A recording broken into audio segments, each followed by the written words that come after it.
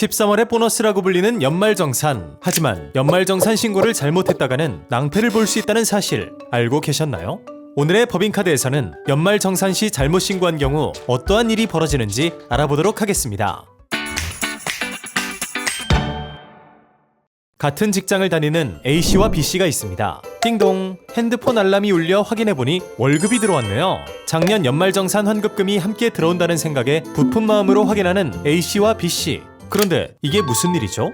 A씨는 넉넉하게 환급받은 반면 B씨는 도리어 가산세를 납부하게 됐는데요. 그 이유는 무엇일까요? 지금부터 알려드리겠습니다. 작년 소득공제 신고서 작성 중인 두 사람이 보입니다. A씨와 B씨 모두 부모님을 통해 인적공제를 받으려나 본데요. 인적공제란 근로소득자인 본인과 가족에 대해 공제받을 수 있는 항목입니다. 만 60세 이상이며 연간 소득금액이 100만원 이하인 부모님을 피부양자로 등록하면 소득공제를 받을 수 있죠.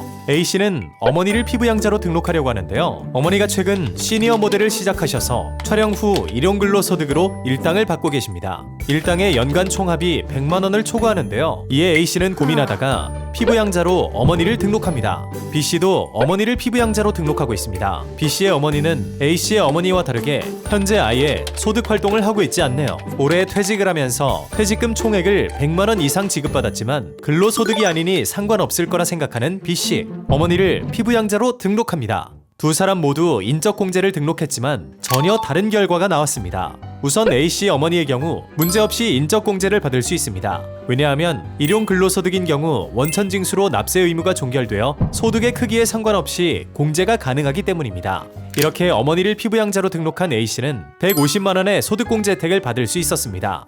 반면 B씨는 과다하게 공제받은 경우에 해당하는데요. 인적공제의 기준이 되는 연간 소득금액이란 종합소득, 퇴직소득, 양도소득의 합을 말하는데 B씨의 어머니는 이 퇴직소득의 금액으로 이미 연간 소득금액 100만원을 초과해버렸기 때문입니다. B씨는 국세기본법 제47조의 3에 따라 과소신고한 납부세액에 초과 신고한 환급세액을 더하여 그 10%를 과소신고 가산세로 납부해야 합니다.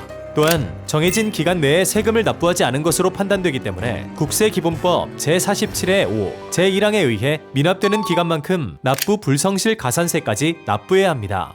이렇게 A씨와 B씨는 각각 인적공제를 어떻게 했느냐에 따라 한 명은 환급을 받게 되었고 한 명은 가산세까지 내게 되었습니다. 하지만 둘의 차이는 이뿐만이 아니었는데요. 작년에 받았던 자녀의 교육비 공제를 신청하는 B씨. 이를 본 A씨도 따라서 교육비 공제를 신청하는데요. 그 모습을 본 B씨는 A씨에게 학원비도 세액 공제를 받을 수 있다며 멋지게 조언을 해줍니다. 이렇게 두 사람 모두 교육비 세액 공제를 신청했는데 A씨는 교육비 공제를 무사히 받은 한편 B씨는 가산세를 내게 되었습니다. 왜 이런 상황이 벌어진 걸까요? 두 사람 모두 자녀의 학원비를 바탕으로 세액 공제를 신청했지만 다른 점은 자녀의 나이였습니다. A씨의 자녀는 미취학 아동으로 학원에 지출한 비용 모두 공제 대상이 되는 반면에 B씨의 자녀는 올해 초등학교에 입학하면서 학원비가 공제 대상에서 빠지게 된 것이죠. B씨는 앞서 살펴본 인적공제의 경우와 마찬가지로 가산세를 납부해야 합니다. B씨처럼 안타까운 상황이 발생하지 않으려면 자녀의 성장에 따라 교육비 공제에도 신경을 써야 하는데요. 미취학 아동의 경우에는 유치원, 어린이집, 학원, 체육기관 및 수업료, 급식비 등 다양한 항목으로 연간 300만원 한도에서 공제 대상이 됩니다. 다만 초등학교에 입학한 순간부터는 학원이 제외되고 교복 구입비, 체험학습비 등이 추가되니 꼼꼼히 살펴야 하겠습니다. 작년까지 무사히 받던 세액공제를 더 이상 받지 못한다는 사실에 충격받은 B씨. A씨가 위로를 건네지만 B씨는 들리지 않습니다. 가장 충격적인 부분이 남았기 때문인데요. 친한 사이인 A씨와 B씨는 종종 함께 사찰을 다녔는데요. A씨는 자주 다니던 사찰인 만큼 올해 납부한 기부금이 200만원가량 된다는 것을 확인했습니다. 이 기부금 좋은 마음으로 낸 것이지만 연말정산이 다가오자 겸사겸사 세액공제를 받을 수 없을까 하여 스님께 기부금 영수증을 작성해달라고 부탁했습니다. 옆에서 그 모습을 지켜보던 B씨도 스님께 영수증을 작성해달라고 부탁합니다. B씨는 올해 기부금을 내지 않았지만 작년 A씨의 버금가는 금액을 기부했기 때문인데요. 작년엔 이 사실을 몰라 연말정산에서 혜택을 받지 못했으니 올해로 2월했다 생각하고 올해 날짜로 된 영수증 한 부를 발급받았습니다. 실제로 냈던 기부금이니 날짜를 바꿔 영수증을 받아도 문제되지 않을 거라는 생각에서 말이죠. 이렇게 둘은 각자 발급받은 영수증으로 세액공제 신청을 합니다. 여기서도 두 사람에게 전혀 다른 결과가 나왔습니다.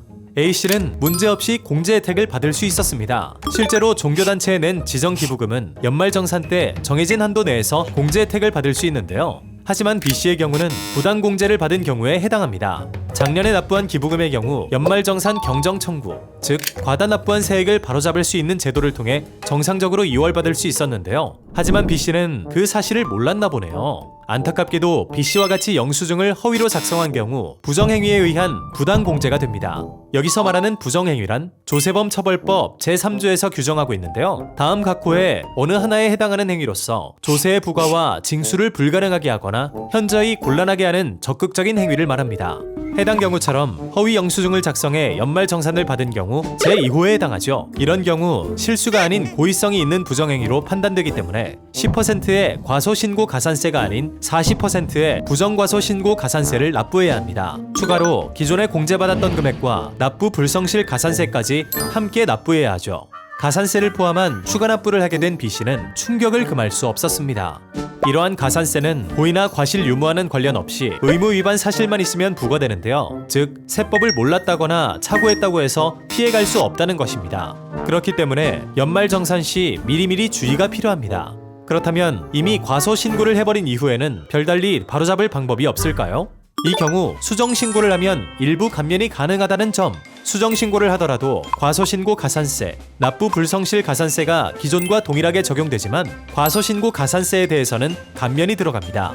국세기본법 제48조에 따라 법정 신고 기한이 지난 후 6개월 이내라면 50%, 1년 이내라면 30%, 2년 이내라면 10%를 감면해주죠.